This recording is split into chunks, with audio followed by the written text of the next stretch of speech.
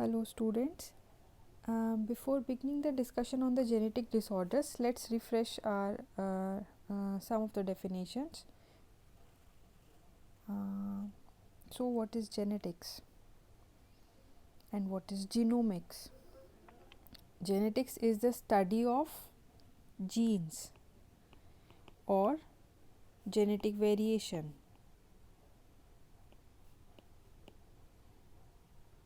And what is genomics? Genomics is the study of genome of a species. Human Genome Project. Heard of it? Human Genome Project was completed in the year 2005 and their target was to encode complete genome of human being. But one thing which one must remember, as per their findings, overall 20,000 to 25,000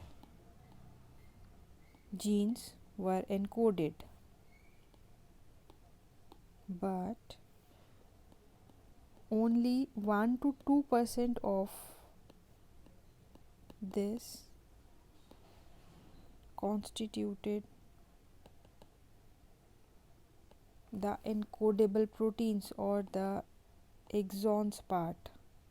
That is, only 1 to 2% of these 20,000 to 25,000 genes were encodable into proteins. And proteins, they are the building blocks of a cell, most important, necessary for maintaining the cellular metabolism. So let's get back to our definitions. What is proteomics? It's the study of proteins and their functions. And what is genotype of an individual and what is phenotype of an individual? Genotype is genetic constitution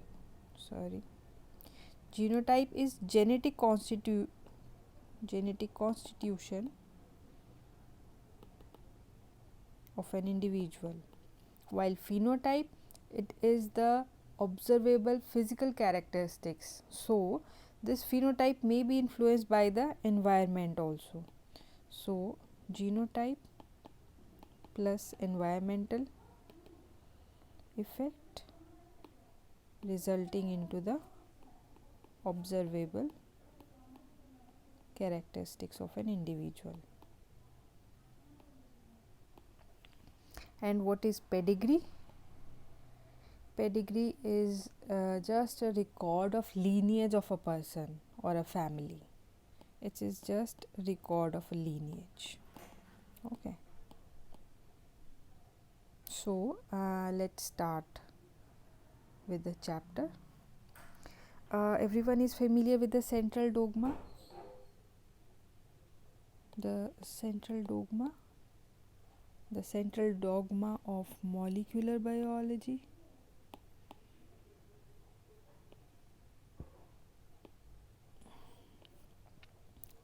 It's a two-step process which explains how there is flow of genetic information.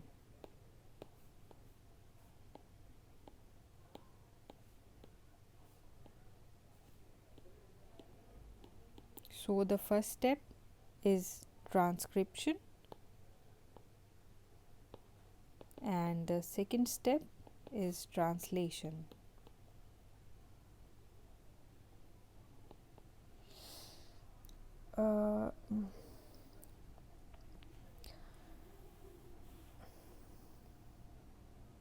Now, what is a gene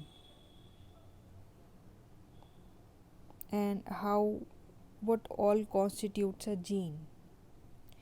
Gene, it stores information in form of genetic code, and that genetic code is stored, or that genetic code is in form of it is actually composed of codons. So what is a codon? It is nothing, just a triplet of nucleotide.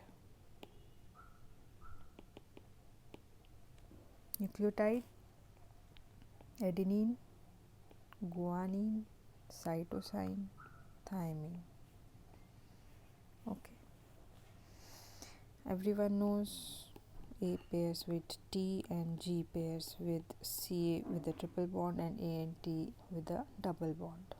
While when we talk about mRNA, this is about DNA, and when we talk about mRNA, then the situation is like this. Okay, so the codons, they are in form of triplet. Suppose it's like AUG.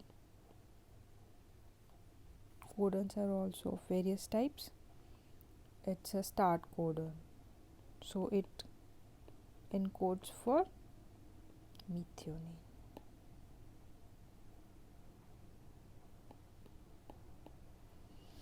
And there are some stop codons also, which they all starts with UAA, UAG, and UGA.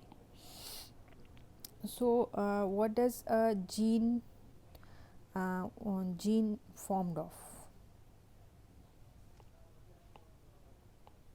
So this is a chromosome. On the chromosome, this is a structure of gene composed of coding and non-coding regions. So this is an axon part, axon 1, axon 2. So this is just a depiction of what all a gene is constituted of on a DNA segment.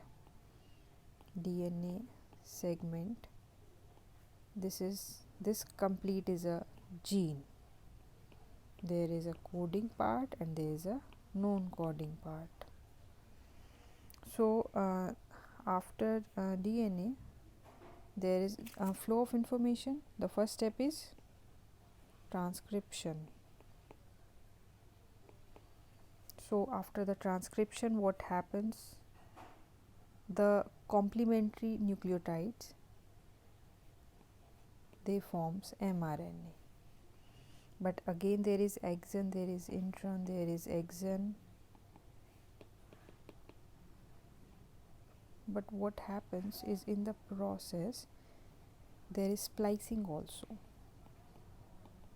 Splicing occurs at this level, at this level. So these introns, they are spliced off, and introns are spliced off, and what we get? We get a mature mRNA sequence which is only composed of exons. So this is a complete transcription process. After complete transcription, what we get is mRNA sequence. This is mature mRNA sequence. And from this we can have protein synthesis.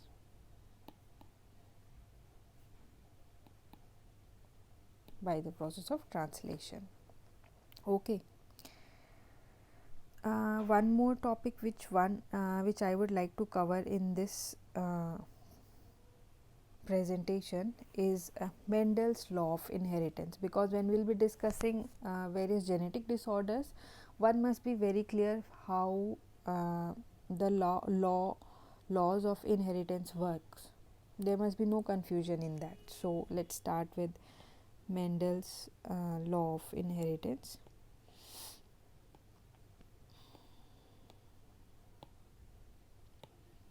Mendel's law. This was Gregor Mendel who worked onto this and proposed various laws. So first law is law of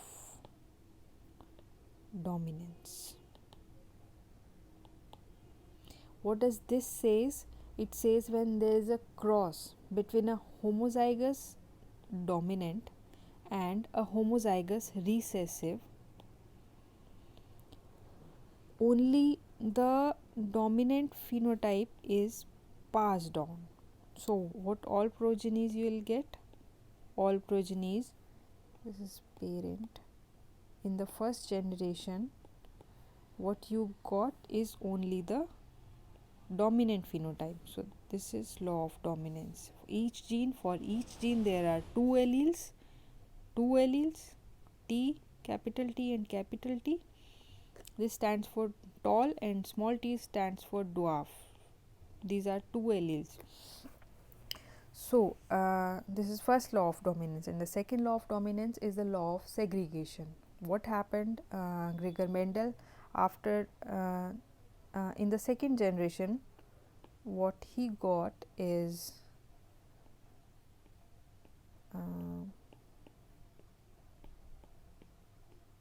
let's just see. So he again got back this tall is to dwarf plant ratio in 3:1 ratio. So this was again dwarf plant which came into, which is expressed in the offspring. So on the basis of this, second law of inheritance was introduced, which is law of segregation. So what does this law says? As per this law, the reappearance of this recessive character in the second generation, it implies that the factors or the alleles, they do not mix up, rather they remain together, and during the gamete formation, this is the process of gamete formation, they segregate. So this is also known as law of purity of gametes. Law of purity of gametes. So this is the second law. And third, the third law is law of independent assortment.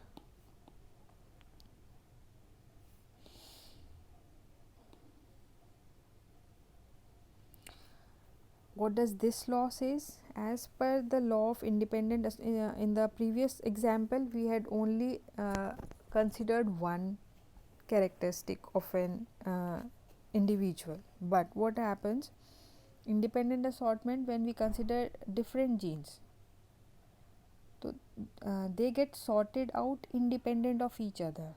Okay, suppose the example by which it is explained is like, suppose there are round seeds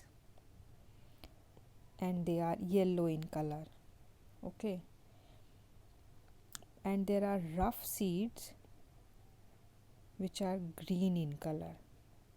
So what will happen when there is crossing? Everyone remembers the ratio? Yeah, we get the ratio 9:3:3:1, a box of 16.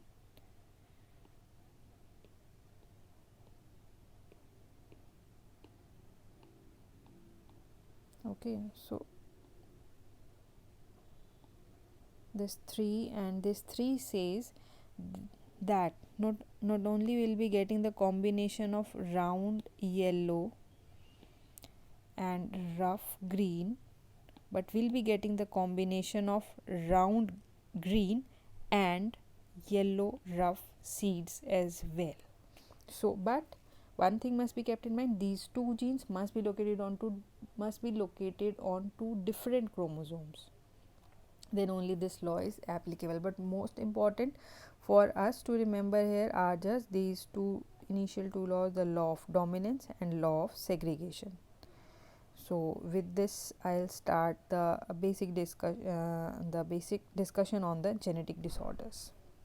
Hope everyone is like on the same page like I am. Fine, so let's start.